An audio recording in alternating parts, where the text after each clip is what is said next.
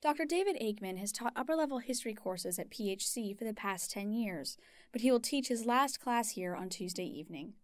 The well-loved professor is retiring from teaching, but will probably remain in the area. Many students lined up to shake Aikman's hand or get a picture with him following the reception held in his honor after chapel Friday morning. For his classes on the Middle East, China, and Russia, Aikman often drew from the personal experience he accrued while working as a foreign correspondent for Time magazine between 1971 and 1994. So I was hired straight out of graduate school by Time magazine without one day's journalistic experience. I started a weekly opinion column for the campus daily paper. Somebody at Time magazine, in fact the publisher of Time, got a hold of 3 of the editorials I'd written and said to his friend, who was a friend of my father's, would this guy like to come to New York for an interview? My first several years as a journalist were spent traveling internationally, going everywhere, talking to everybody, and having the time of my life. You know? And I had an experience, well, a couple of epiphanies. One was riding a camel in Mongolia. The other was crossing a stream in Burma on an elephant. And I suddenly had an epiphany, and they paid me to do this. Aikman has reported in China, Cambodia, Vietnam, Russia, Eastern Europe, Jerusalem, and other places. He has been witness to huge historical events of the past 40 years, including the rise of communism in Cambodia, the crackdown on Tiananmen Square, and the crumbling of the Soviet Union in Eastern Europe.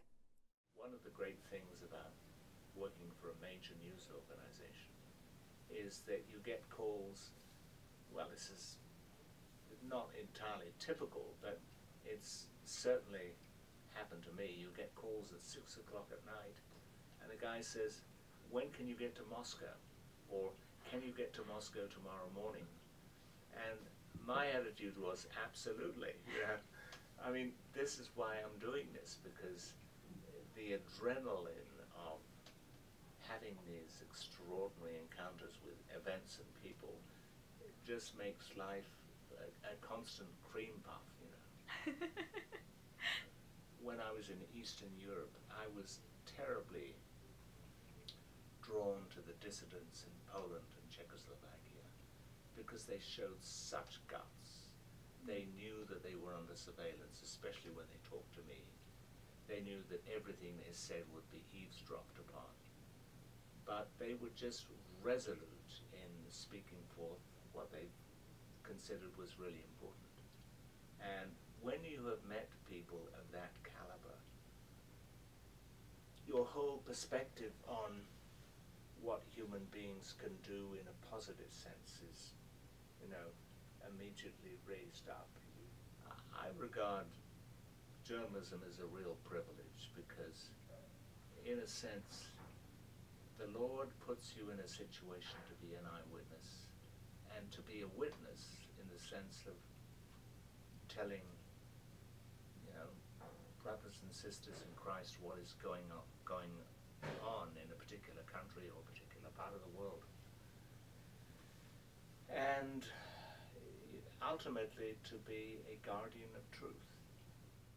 After retiring from his work with Time in 1994, Aikman devoted his time to writing books, and he still traveled extensively doing research for those works. In 2005, he joined the faculty at PHC as a professor of history and writer-in-residence. I've been 10 years at Patrick Henry and have enjoyed it enormously. And it gave me the opportunity, the base to write 5 more books since I first came. I'm under contract to write my recollections. I don't call them memoirs because I think you have to be a Secretary of State or a president before you can say you write memoirs. But I think it's understandable for young people, especially at a Christian college, to get hyper nervous about what they're going to do when they graduate. So my rather facetious response is, don't worry, do what you like doing. And I mean that literally. If you would like to be a sheep farmer in New Zealand for 6 months, go and do it. I didn't know what I wanted to do after college when I graduated in England, so I joined a bank. But the thing about banking is, if you like it, it's a secure job with good benefits. You've solved your problem. You found out what you want to do. But if you don't like it, you will spend every spare minute tearing your hair out saying, this is awful, so what do I really want to do? And that actually is what happened with me.